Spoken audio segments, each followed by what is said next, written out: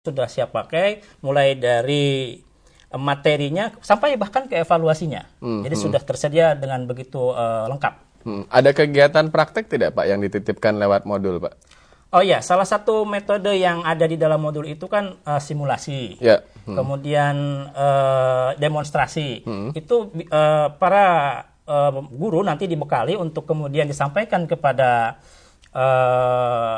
murid-muridnya bagaimana dia mempraktekkan sikap tauhid. Bagaimana dia mempraktikkan sikap ikhlas dalam kehidupan sehari-hari. Jadi Bapak Ibu nanti silahkan diimprovisasi kira-kira bentuk-bentuk apa yang bisa diukur dari perbuatan-perbuatan atau perilaku-perilaku anak didik kita itu yang bisa memperlihatkan bahwa dia sudah melakukan ikhlas, sudah haud terhadap Allah, sudah juga melakukan taubat kepada Allah Subhanahu wa taala. Apalagi ini kaitannya dengan akhlak ya Pak ya, harus ditinjau dari kegiatan sehari-hari ya. Ini mungkin juga berguna sekali buat rekan-rekan guru akhlak dan akidah di Madrasah Tsanawiyah yang memerlukan penjelasan tentang bagaimana satu materi itu bisa dimanfaatkan. Anda bisa mendownload atau mengunduh materi tersebut secara digital dan kemudian memanfaatkannya di kelas.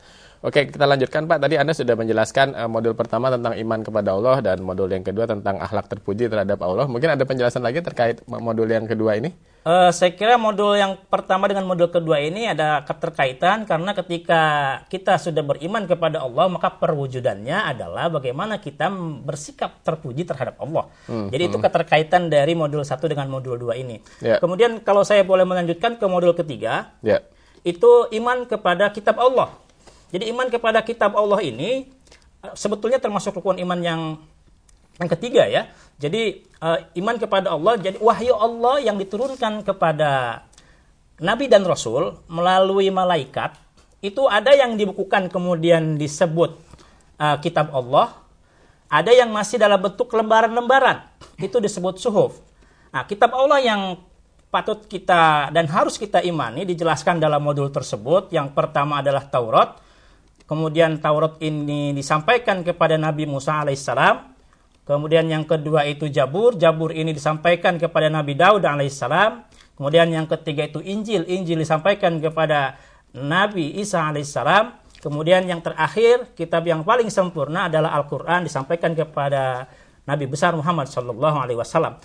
Jadi perbedaan antara kitab dengan suhuf, sumbernya sama, tetapi kalau kitab itu sudah dibukukan, kalau suhuf itu masih dalam bentuk lembaran-lembaran. Ada beberapa orang nabi yang sudah mendapat suhuf, misalkan Nabi Ibrahim alaihissalam, kemudian Nabi Sis, kemudian Nabi Nuh, Nabi Idris, dan nabi-nabi yang lain. Jadi itu perbedaan antara kitab Allah dengan suhuf. Kalau persamaannya jelas bahwa ini semuanya wahyu Allah. Kalau untuk tingkat Madrasah Tsanawiyah, Pak, ini perkenalan dengan syuhuf maupun dengan kitab ini sejauh mana nanti, Pak? Jadi ini, terima kasih Pak Jan ya, ini yang akan disampaikan ke siswa nanti, menanamkan nilai-nilai keimanan bahwa sesungguhnya selain Al-Quran itu ada lagi kitab yang lain, kitab Taurat, Injil, Jabur, seperti itu. Dan kemudian juga kita perlu juga meyakini ada suhuf. Suhuf itu tadi firman Allah yang belum dibukukan atau dikitabkan ya.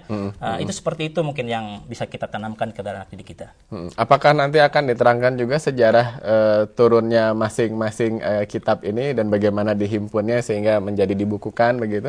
Oh iya, memang seperti Al-Quran misalkan, di dalam modul itu sedikit dibahas tentang bagaimana proses turunnya Al-Quran secara bertahap kemudian sehingga menjadi satu kitab suci. Itu memang dijelaskan. Memang itu juga merupakan sebuah penanaman nilai-nilai terhadap anak untuk kemudian dia meyakini bahwa kitab-kitab suci itu ada 4, kemudian Al-Quran itu prosesnya seperti apa, kemudian Taurat itu bagaimana, itu seperti itu.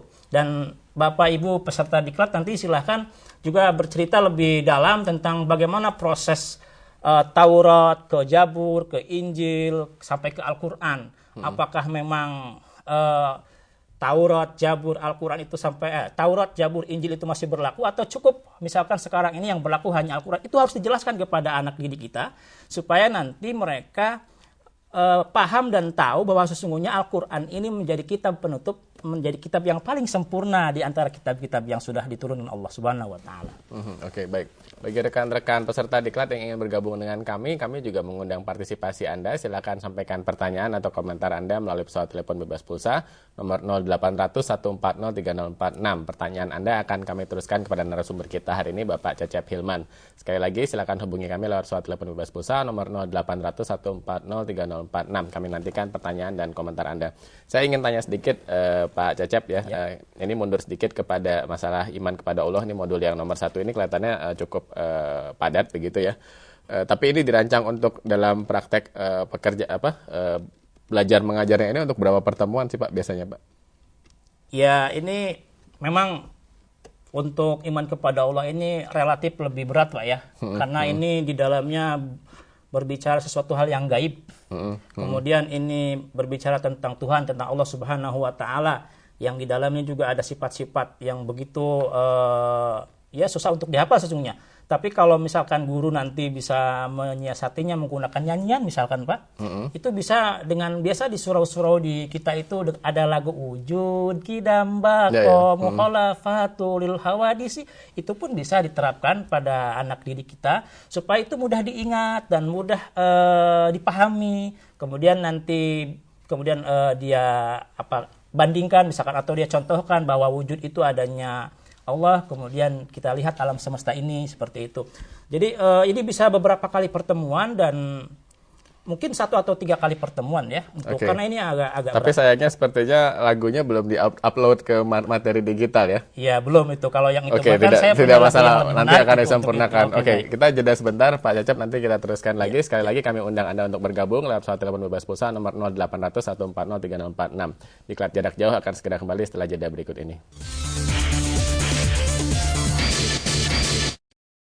Terima kasih Anda masih menyaksikan televisi edukasi saluran 2. Bagi Anda yang baru saja bergabung, Anda tengah menyaksikan Diklat Jarak Jauh, Pusat Pendidikan dan Pelatihan Tenaga Teknis Keagamaan Departemen Agama Republik Indonesia. Dan tema kita hari ini adalah modul Diklat Jarak Jauh Guru Akidah dan Akhlak untuk Madrasah Sanawiyah tingkat dasar. Sebagai narasumber kita hari ini adalah Pak Cecep Hilman. Bagi Anda yang tertarik untuk bergabung dengan kami nantikan pertanyaan dan komentar Anda lewat pesawat telepon bebas pulsa nomor 0800 140 3046. Barangkali ada rekan-rekan guru Madrasah Sanawiyah atau rekan-rekan peserta diklat, silakan hubungi kami lewat pesawat telepon bebas pulsa nomor 0800 140 3046. Kita kembali bergabung dengan Pak Cecep sebagai narasumber kita hari ini. Tadi Anda sudah sempat menjelaskan 3 modul pertama ya. Dari keseluruhan 12 modul. Iman kepada Allah, akhlak terpuji kepada Allah, dan kemudian iman kepada kitab Allah. Selanjutnya mungkin Pak ada modul lain yang ingin disampaikan kepada peserta diklat. Oke, baik, terima kasih Pak Jen ya, para pemirsa yang berbahagia. Jadi modul selanjutnya adalah tentang iman kepada Rasul. Iman kepada Rasul-Rasul Allah ini merupakan iman yang keempat di dalam rukun iman.